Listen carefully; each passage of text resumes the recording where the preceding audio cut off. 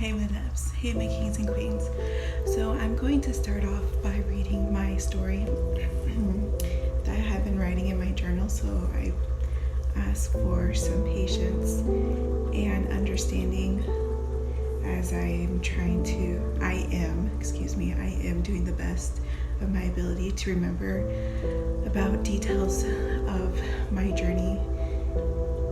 And so remember, I am doing this not to bash anybody, not to belittle anyone, and not to think that I'm better than anybody. I'm just talking about my journey, my story, and how I recovered and how I got my second chance through God.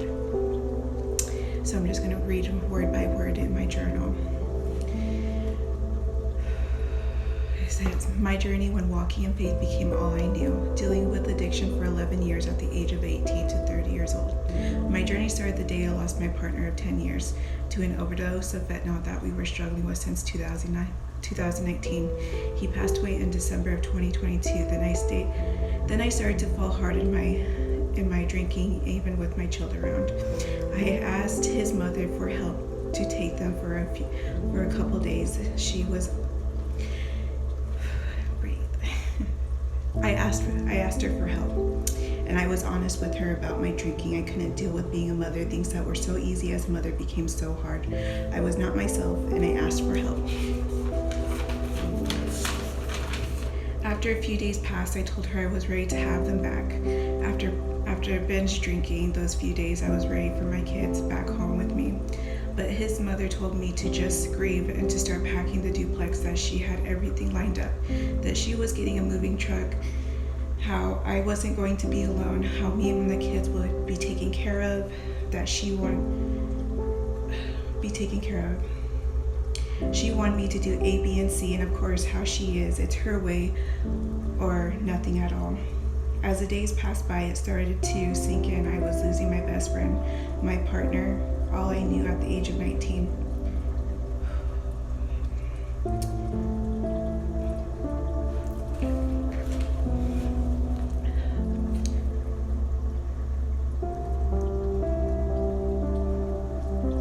I was not kept in the loop most of his time when he was in the hospital in Spokane.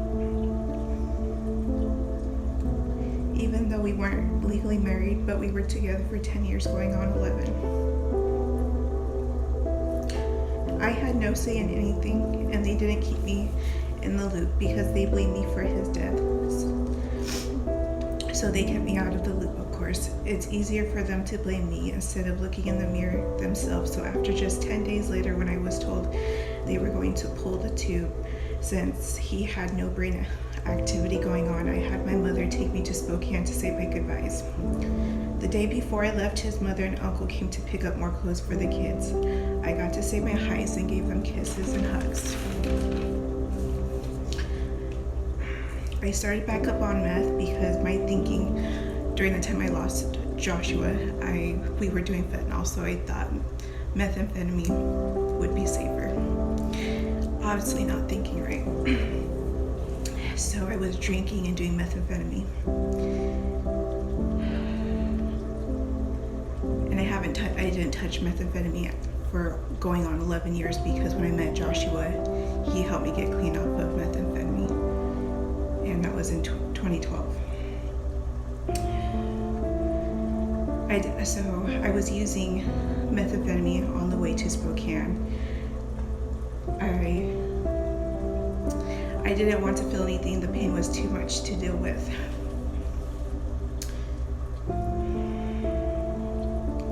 And I was the only one who got to say goodbye. No one else went to say bye to him but me. His family stayed in Walla Walla. After returning home, after saying goodbye to my best friend partner, the next day I received papers from the sheriff department for custody battle that his mother filed on the same day that I said goodbye to my partner in Spokane.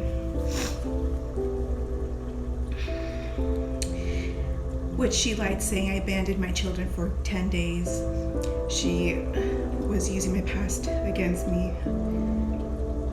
And to be honest, I feel like she had this planned all along. She blames me for the death of her son, which she has told me many times before. She says, I thought you were strong enough to save him. She put all the guilt on me. So after just losing my partner, I was losing my kids. She was using everything against me in my past. And when I confided in her, when I asked for help, I would tell her. I used to trust her and tell her things about my addiction and what I've been through.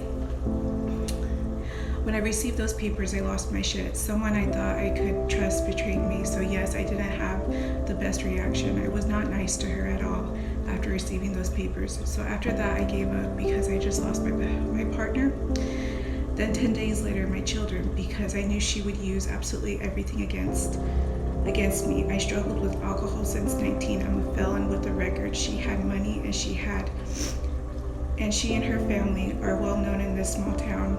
I lost hope. I didn't have help or money, no home, no job. Josh was the main provider as I was the stay-at-home mother and wife. So I gave up and went on a suicide mission with drinking, using drugs, methamphetamine, fentanyl, and fentanyl powder.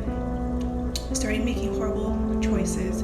Was not a good person. I started sleeping around, drugs, staying up all day, all night, having people. And I stayed in the duplex all day, all night, getting high alone for a couple months.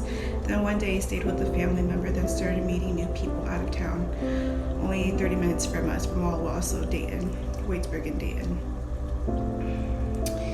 And me being me, when I started hanging around these new so-called friends, I have a big heart and had a place to myself, and I was honestly started to get lonely. So I had a couple come live with me because they were living out of their car. And from that day on, more people started moving in with me because I had a home, I had hot water, food, and I cared about people and I knew how it was. So I had them come stay with me, not realizing my home was becoming a trap house, people coming and going all hours of the day and night. I had a lot of traffic coming in and out of my home.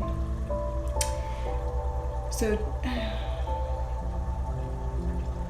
I'm going to do my best to get to the point when you invite people into your home, you are opening that door that has attachments to them. Not only that, this was premeditated to have these group of people come into my life to cause chaos.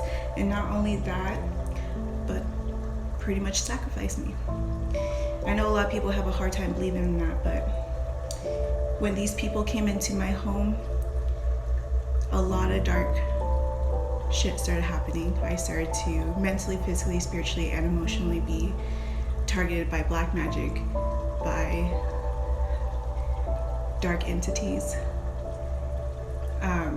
to the point where even a couple of them told me that I was no longer loved, that nobody on this earth loved me, my kids didn't love me, Josh didn't love me, that it was my fault. And they were trying to turn me over to the other side, to the devil. I seen and heard a lot of shit, and now when I look back, I knew it was them targeting me. So, and this was a group of people, it was a group of 10 to 11. They were closest to me, so-called friends and family members, not only on my side, but on Josh's side. And then on top of that, it was the community that I live in, cops, people, gang stalkers. Those closest to me knew my triggers, so they were as low as taking my children, using my past against me, kicking me while I was down. Josh's side of the family, those that I thought I could trust, I signed papers without a lawyer present. The lawyer that I had, I only spoke to over text messaging and then twice over the phone, who she was also keeping in contact with, not just me, but speaking to Josh's side of the family, who was filing custody of my children. And then the last time I was locked up in jail, I was served papers because I was not there for a trial, and so the judge had signed custody over to Josh's side of the family.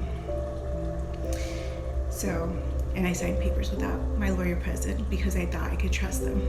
That's how, and I was still in my addiction. I was not clear-headed. I was not in the right state of mind, even though, like I said, I take responsibility for my choices and actions.